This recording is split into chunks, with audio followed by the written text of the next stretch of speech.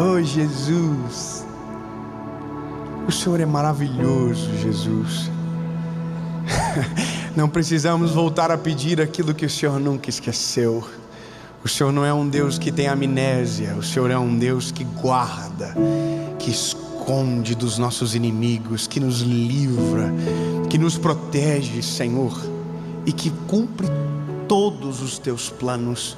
Jesus, eis aqui os teus meninos, tuas meninas, cumpre em nós segundo a tua palavra.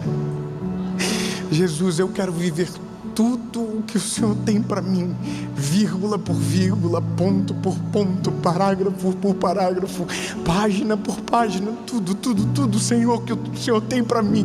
Eu não vou duvidar, mesmo que pareça grande demais, mesmo que pareça totalmente incompatível. Eu vou crer, diga, eu vou crer, em nome